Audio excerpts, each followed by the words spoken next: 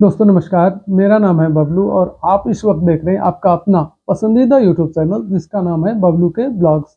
दोस्तों आज फिर एक संडे, एक और जीने की राह की एपिसोड की इंतज़ार, और ये इंतज़ार ख़त्म हुई है रुद्रपुर के शांति कॉलोनी नाम के जगह पे जाके, जहाँ पे मैं पहुँच गया हूँ गोला फैमिली के यहाँ।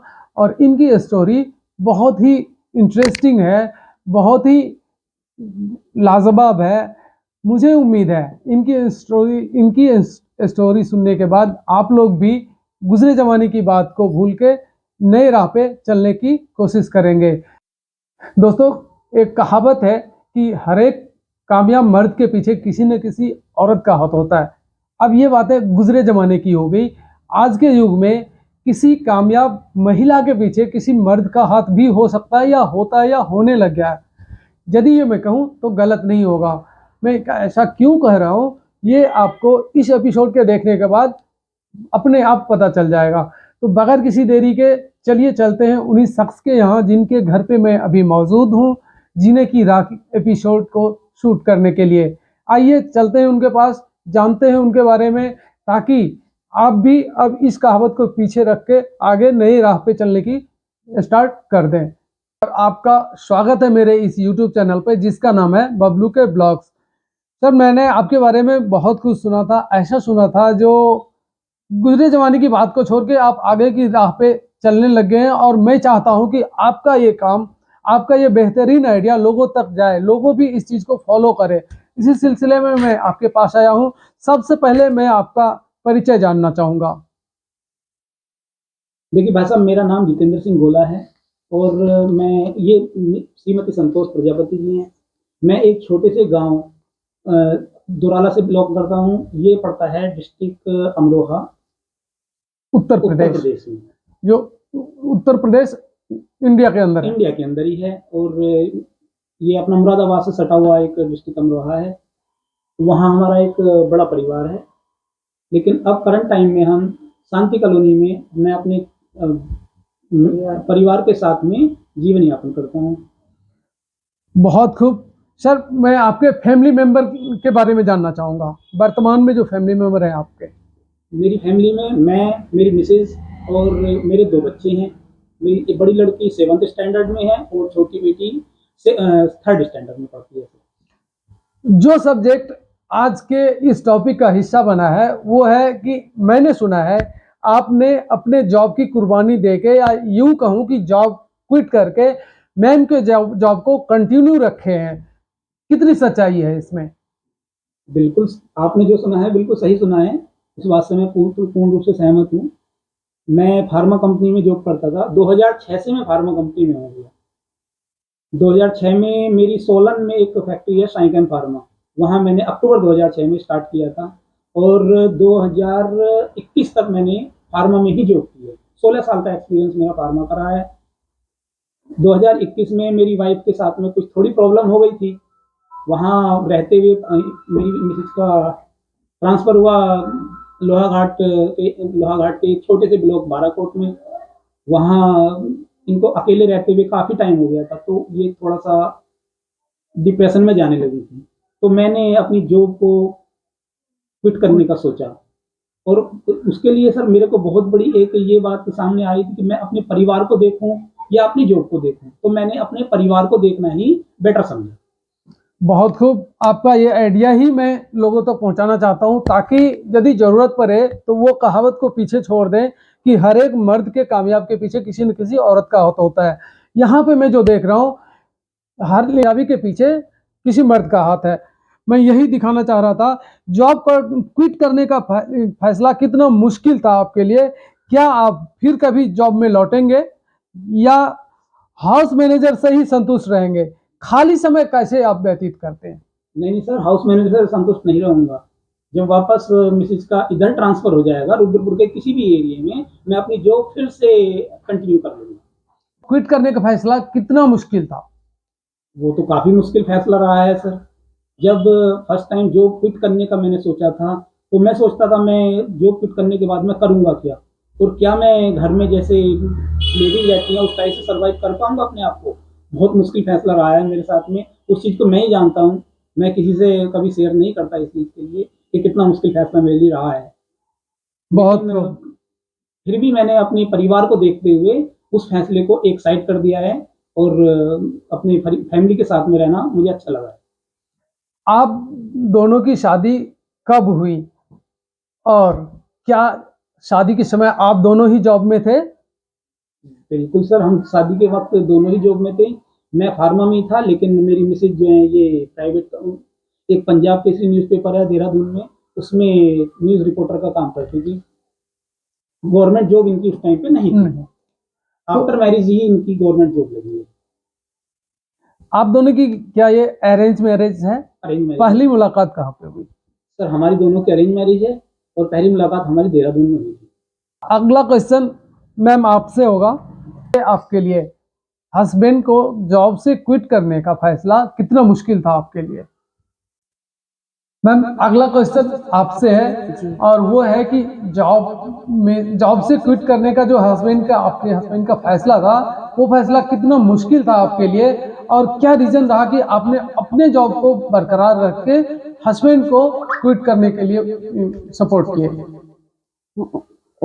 इनका जॉब छोड़ना मेरे लिए मुश्किल तो था, लेकिन मैं संतुष्ट थी इस चीज़ से कि हम लोग एक साथ एक परिवार के साथ घर से दूर मतलब रह सकें, बस इतना ही चाहिए था। पैसा तो हमेशा का है, ये भी करेंगे आगे भी करेंगे, लेकिन अभी जो हमारी मेन ज़रूरत थी परिवार के साथ रहने की थी, ताकि हमारे दोनों बच्चे, मैं मतलब खुद भी ये बीमार रहते थे, तो अब हम जब से एक साथ रह रहे हैं तो हमारे यहाँ से बीमारियाँ भी काफ़ी कम हैं। और मेरा जॉब कंटिन्यू करना ये था कि मेरी गवर्नमेंट जॉब थी, ये प्राइवेट सेक्टर में थे, तो इनका कहना था कि मैं तो बाद में भी जॉब कर सकता हूँ, लेकिन तुम्हारी जॉब कंटिन्यू रहेगी तो हमारे लिए आगे फ्यूचर के लिए सही रहेगा। तो इसीलिए इन्होंने पूरा सपोर्ट किया और बच्चों के लिए मेरे लिए हर तरह से हेल्प करते हैं, हर चीज़ में, जॉब में भी कर देते हैं। कई बार मुझे कुछ काम नहीं आते हैं सॉफ्टवेयर में, तो ये उसमें भी हेल्प करते हैं मेरी, तो मुझे इनसे काफ़ी सपोर्ट मिलता है, तभी मेरी जॉब भी कंटिन्यू चल पा रही है। अकेले के दम पे आप परिवार चला रही हैं जी और यह एक नज़ीर है, क्या आप संतुष्ट हैं अपने इस फैसले से? जी बिल्कुल, क्योंकि मुझे अपनी लाइफ में संतुष्टि चाहिए थी, वो मेरे मन में पूरी तरह से है। मुझे पैसे का कभी लालच नहीं रहा। पैसा तो हम दोनों भी कमा रहे हैं, चाहे एक कमा रहे हैं, लेकिन हमारे घर के खर्चे पूरे हो जाते हैं, यही बहुत है मेरे लिए। परिवार चलाने में कई बार कई अलग अलग रीजन से, या तो ऑफिशियल हो या घर का हो, तनाव आ ही जाता होगा। तो इस तनाव से आप दोनों कैसे निकलते हैं या एक दूसरे को कैसे सपोर्ट करते हैं? कई बार मैं नाराज तो हो जाती हूँ इनसे, वो भी मेन वजह यही है कि ये मतलब किसी और की हेल्प के लिए अपने काम छोड़ के चले जाते हैं। मैं गुस्सा हो जाती हूँ इनसे, लेकिन थोड़ी देर बाद, ज़्यादा 10-15 मिनट, उसके बाद हम ज़्यादा देर गुस्सा नहीं रह सकते एक दूसरे से। बहुत खूब। फिर मैं सॉन्ग वगैरह भी चला देती हूँ जब गुस्सा होते हैं, तो उससे मान भी जाते हैं। यदि इंटरटेनमेंट की बात करूं तो, और मैं कोशिश करता हूं कि आप इनको कितने करीब से जानते हैं ये जानने की, कोई ऐसा गाना जो इनके दिल के बहुत करीब हो और ये मुझे कंफर्म करेंगे कि आपने जो गेस किया है वो सही है या नहीं।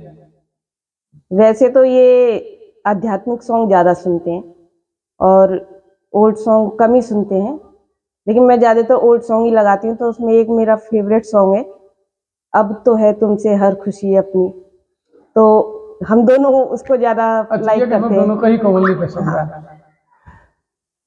तनाव से दूर हटने के लिए सिनेमा भी जाते होंगे, पिक्चर भी देखते होंगे, तो आप दोनों को किस तरह की पिक्चर ज्यादा पसंद है? मूवी तो सर हमने शादी के बाद एक भी नहीं देखी है, घर में ही देख लेते हैं, वो भी कोई फैमिली फिल्म जो होती है वही देख पाते हैं, या तारक मेहता का सीरियल आता है उसको देखते हैं हम ज़्यादातर। अच्छा, तो आपके बच्चे दादा दादी जी से दूर रहते हैं, हाँ, यूं कहें कि आप अपने इस घर से भी दूर रहते हैं जॉब के सिलसिले में, तो आपके बच्चे अपने दादा दादी को कितना मिस करते हैं? ज़्यादा तो नहीं करते हैं क्योंकि ये रहते ही नहीं है, तो कभी साथ रहे हैं? बहुत कम रहते हैं, मतलब साल में 1-2 बार जाना होता है 2-3 दिन के लिए, तो वैसे ही फ़ोन वगैरह जब आते हैं तो बात तो करते हैं, लेकिन जैसे एक होता है कि हम दादाई चाहिए या चाचा चाहिए, इस टाइप से थोड़ा कम है हमारे यहाँ। सर अब आखिरी पड़ाव की तरफ आ गया है, घड़ी भी इशारा कर रहा है कि इस शो को मैं जल्दी से जल्दी कंक्लूड करूं, और आखिरी सवाल मेरा अभी भी रह गया है आपसे, और वो सवाल है कि एज ए हाउस मैनेजर अपने खाली टाइम को कैसे यूटिलाइज करते हैं, कैसे आप दिन काटते हैं, क्योंकि बच्चे स्कूल, मैम ऑफिस, आप अकेले घर पे, कैसे काटते हैं दिन को? देखिए, जब मैं रुद्रपुर से लोहाघाट गया, स्टार्टिंग में मैं कई दिन खाली रहा, टाइम बिल्कुल भी नहीं कटता था, क्योंकि जब पूरी लाइफ जो भी की है, 16-17 साल जॉब की है, तो एक किसी भी आदमी के लिए खाली रहना बहुत मुश्किल बात हो जाती है। तो एक स्कूल में, गवर्नमेंट स्कूल में मैं वैसे ही घूमने के लिए गया, वहाँ प्रिंसिपल साहब से मिला, बहुत ही नेक इंसान है, महेश पांडे जी। उन्होंने कहा आप हमारे स्कूल में आइए, स्वागत है।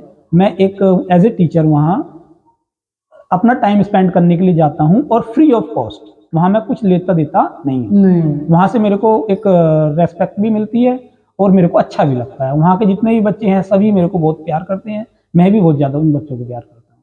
बहुत खूब, आप लोगों से मिलकर बहुत खुशी हुई। उम्मीद है देखने वाले भी समझ गए होंगे, और वो कहावत जो मैंने शुरुआत में बोला था कि हर एक कामयाब मर्द के पीछे किसी औरत का हाथ होता है, इस कहावत को बदलने के लिए आप दोनों की स्टोरी बहुत ही लाजवाब है। उम्मीद है कि इस चीज को देखने वाले जनता भी कैरी ऑन करेंगे। हमें परिवार चलाने से मतलब है, हमें खुश रहने से मतलब है कि कैसे रहते हैं, कौन कंटिन्यू करता है और कौन क्विट करता है, या दोनों साथ में करते हैं, मैंने नहीं रखता। हम यदि एक फैमिली के तौर पे फैमिली मेंबर में एक मेंबर भी कमाते हैं और बाकी पूरा परिवार खुश रहता है, तो ये बहुत बड़ी बात है। तो दोस्तों, उम्मीद है इनकी स्टोरी देख के आपको भी जीने की नई राह मिल गया होगा। आपके भी जीवन में यदि दुविधा भरी ये पल आता है कि दोनों में से कौन क्विट करेगा, तो आप भी सूझबूझ के साथ इस फैसले को लेंगे और अपने परिवार को खुश दिल करेंगे। इस वीडियो में, इस ब्लॉग में अभी तक बने रहने के लिए आप सभी का धन्यवाद। उम्मीद है ये ब्लॉग आपको पसंद आया होगा। यदि पसंद आए तो इसको लाइक एंड सब्सक्राइब जरूर कर देना, और जाते जाते बेल आइकन को जरूर प्रेस कर देना, ताकि इस तरह की वीडियो जब भी मैं अपलोड करूं आपके सामने नोटिफिकेशन आ जाए। धन्यवाद दोस्तों, इस ब्लॉग में अभी तक बने रहने के लिए।